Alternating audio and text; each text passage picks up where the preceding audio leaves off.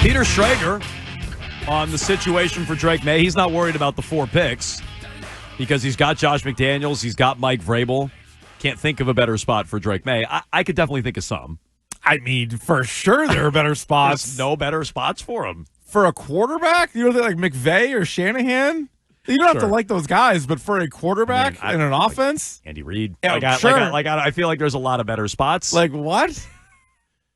Like from the guy that ran the Raiders into the ground, and the guy that ran the Broncos into the ground, and the guy that played, Ryan Tannehill and Marcus Mariota, best spot in the league. It's a better spot than last year. I agree with that. And it's a significantly better spot than last year. What did he say there? The Delta?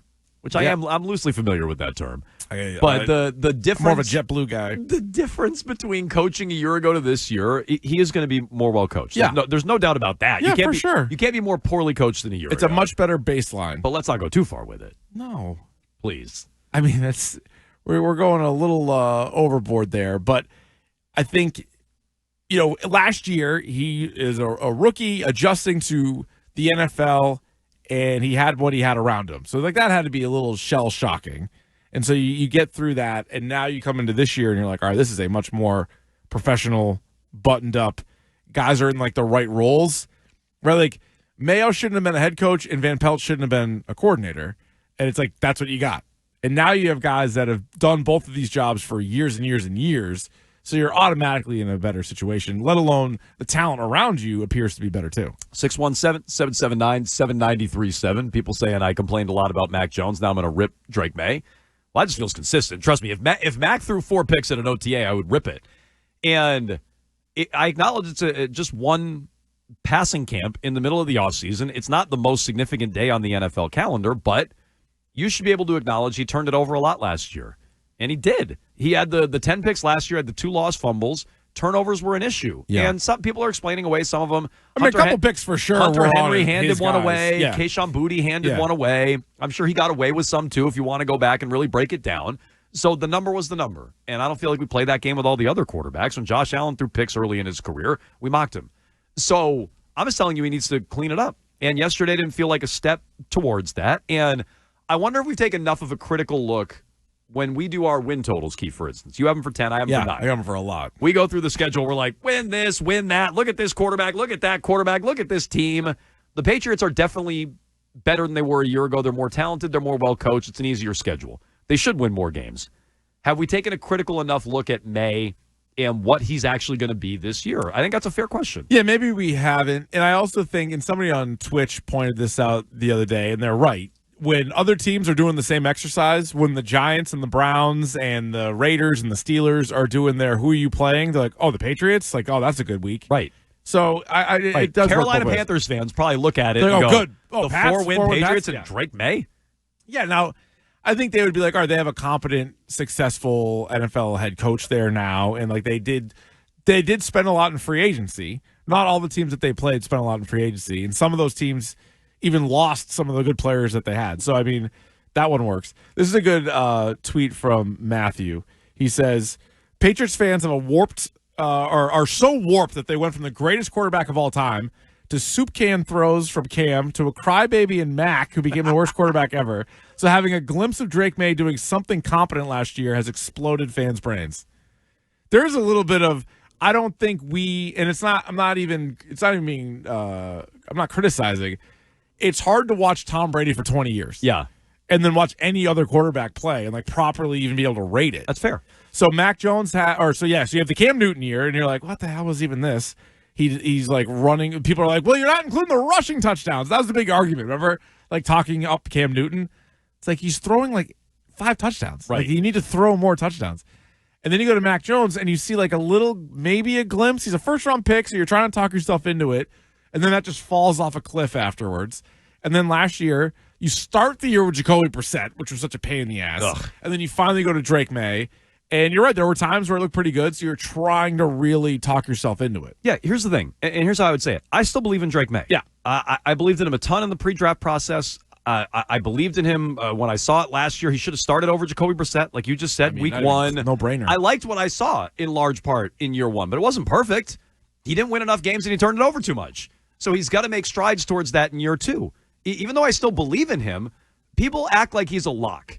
And I think that's what I'm pushing back on. Like, the guy's not a lock.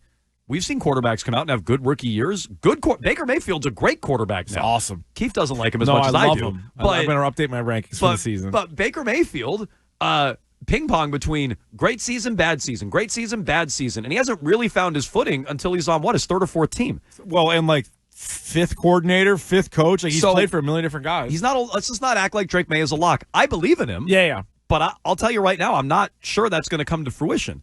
I'm also not sure about the confidence in Mike Vrabel. Keith, is Mike Vrabel a top 10 coach? Let me just ask that as a blanket statement. Do you feel like he's a top 10 coach in the NFL? Without doing the actual breakdown 1 through 32, I would say no. Okay.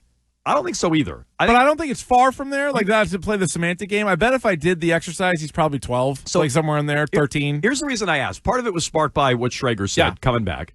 And part of it was I saw this making the rounds on social media yesterday. It's just a random coaching draft they did. I like a good draft. Greg Rosenthal, NFL.com. So here's their top 10. You tell me if you think Vrabel's better than some of these names, okay? Yep.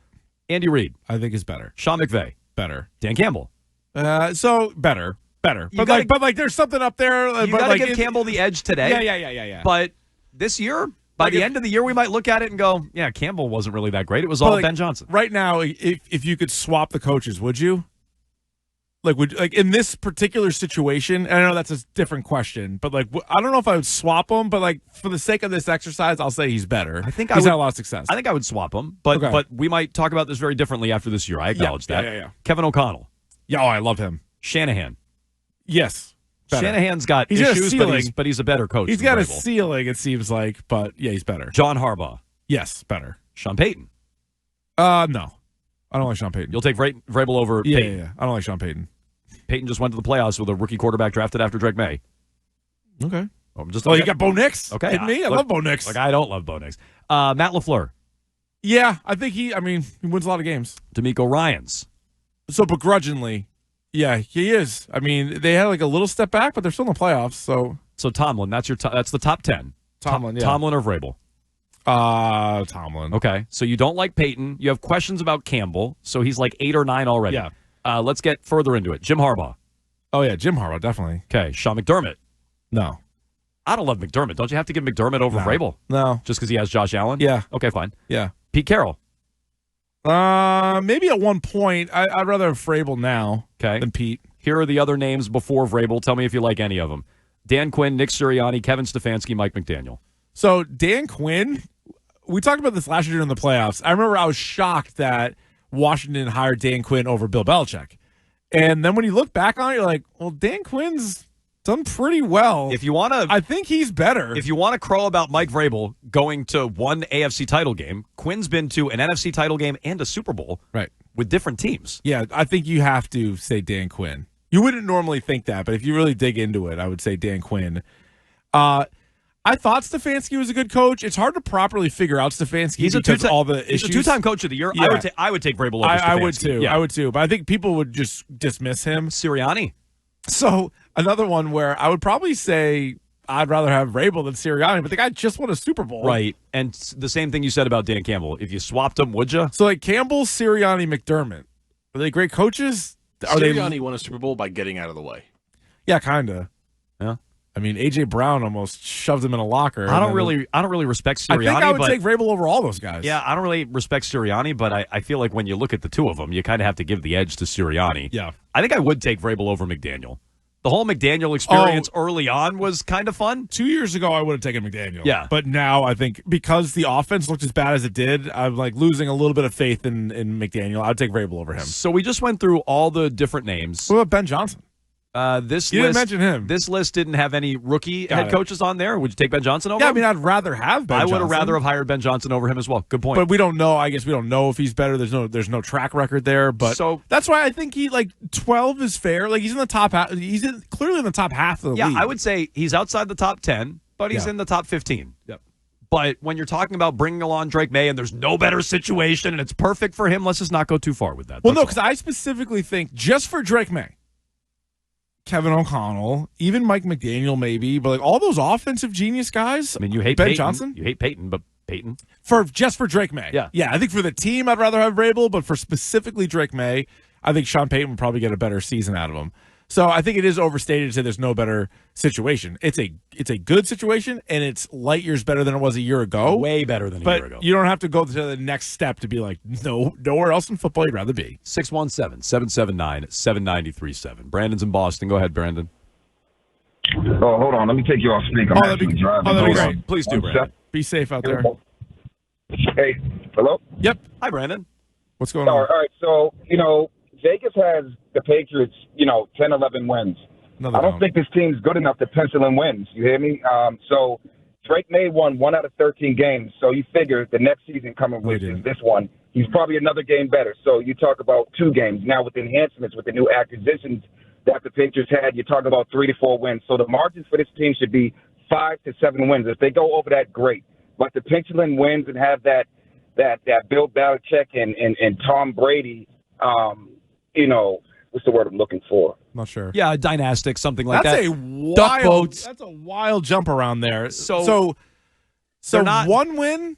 Oh, so he you and I have said this before. Like he really won one game. Yeah, because Jacoby Brissett he gets credit for, but Brissett beat the Jets, and then he gets credit for the Joe Milton win against Buffalo, where he played a series. But then you can't do it that way, where you say like he only won 1 out of 13. Like so he didn't lose the other 2. You know what I'm saying? So like you got to at least say the win total there was 3. For the team, it was 4. Vegas does not have the Patriots at 11. No, they haven't favored in 11 games. So maybe that's what he's talking about. The over/under is 8.5. It's 8.5, and in some places it's 7.5. Now it's weighted, right? You don't win as many hams, but it's 7.5, 7.5, 8.5.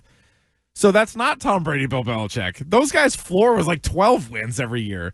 So nobody's going to that degree. But to say Drake May is good for 2 wins, I feel like that is the other extreme. Like that, he's like what? That's aggressive. I think you have to take into account their opponents, and we could talk about how much better the Patriots have gotten with coaching staff and with players. But one of the reasons, at least for me, the ballooned win total, I have 10, you have 9, is they play all of the bad teams. I mean, they play all of it. Now they're not going to win them all, but like they play all these horrible teams from a year ago. They have a great schedule. It's certainly how it looks now. Schedule can flip on a dime. Teams that look bad can be good. Teams that look good can be bad. I mean, that happens all the time. Washington looked like a layup a year ago, and they were in the NFC title game. So I mean, that can flip. But right now, I fully agree.